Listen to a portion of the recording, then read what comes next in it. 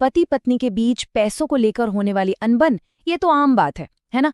लेकिन क्या ये आम सी दिखने वाली नोक-झोंक कभी एक गंभीर अपराध का रूप ले सकती है? आज हम इसी बारे में बात करने वाले हैं कि कानून इन दोनों के बीच की महीन रेखा को कैसे देखता है।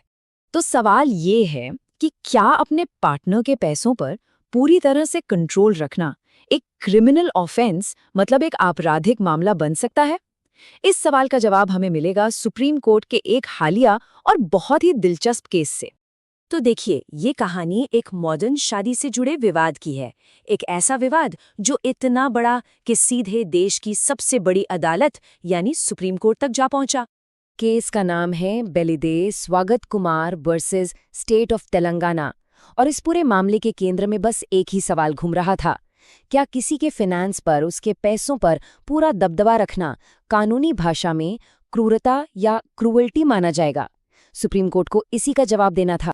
अच्छा, हर कहानी के दो पहलू होते हैं, तो चलिए अब जरा दूसरा पहलू भी देख लेते हैं और जानते हैं कि पत्नी ने अपनी एफआईआर में क्या-क्या आरोप लगाए थे।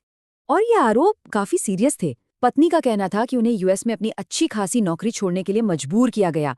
उनके हर छोटे बड़े खर्चे पर पति का कंट्रोल था। सिर्फ यही नहीं, उनपे ये भी दबाव था कि वो अपने सास ससुर को पैसे भेजे।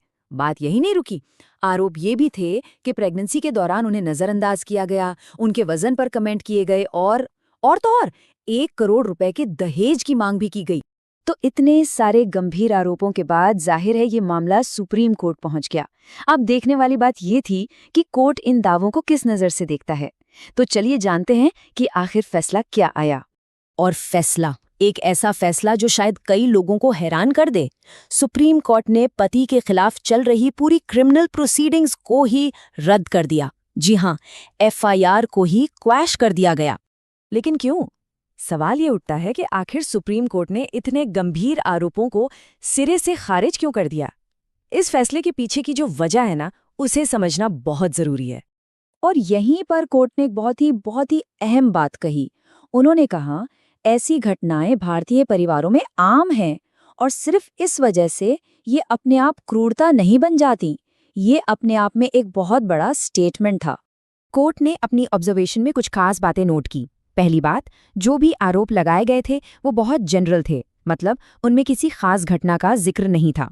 दूसरी बात, ऐसा कोई भी सबूत सामने नहीं आया जिससे ये साबित हो कि पत्नी को कोई गंभीर शारीरिक या मानसिक चोट पहुंची हो।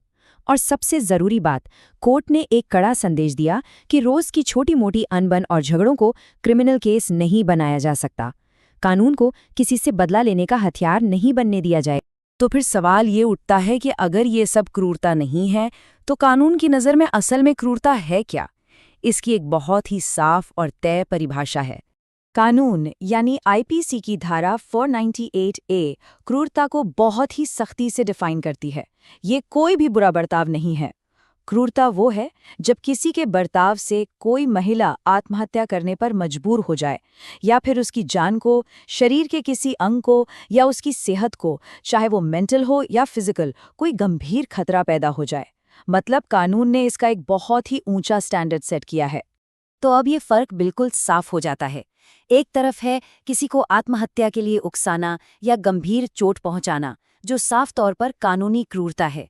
लेकिन दूसरी तरफ सिर्फ गोलमोल आरोप लगाना, रोजमर्रा की बहस या पैसों पर कंट्रोल रखना, जब तक कि उससे कोई गंभीर नुकसान साबित ना हो जाए, ये सब कानून की सख्त परिभाषा में फिट नहीं बैठते। तो फिर इस पूरे मामले से टेक अवे क्या है? मतलब इस फैसले का असर सिर्फ इस एक केस पर नहीं, बल्कि आने वाले कई मामलों पर पड़ेगा। तो इसका असली मतलब क्या है? इस केस से सुप्रीम कोर्ट ने एक तरह से एक गाइडलाइन ही सेट कर दी है। एफआईआर रद्द की जा सकती है अगर नंबर 1, आरोप बहुत जनरल और अस्पष्ट हों, नंबर 2, क्रूरता का कोई ठोस सबूत न दिया गया हो, और नंबर 3, अगर कोर्ट को ऐसा लगे कि यहाँ पर कानून का गलत इस्तेमाल हो रहा है बदला लेने के लिए। और आखिर में जो सबसे बड़ी बात ये फैसला हमें बताता है वो ये है कि शादीशुदा जिंदगी की हर प्रॉब्लम एक क्रिमिनल केस नहीं होती। और ये पूरा मामला हमें एक बहुत बड़े और मुश्किल सवाल पर लाकर खड़ा कर देता है। हमारा कानून, जो असल में पीड़ितों की रक्षा के लिए बना है, उसे गलत इस्तेमाल से बचाने के लिए बीच का सही रास्ता कैसे निकालें? ये एक ऐसा सवाल है जिसका जवाब हम सबको मिलकर सोचना होगा।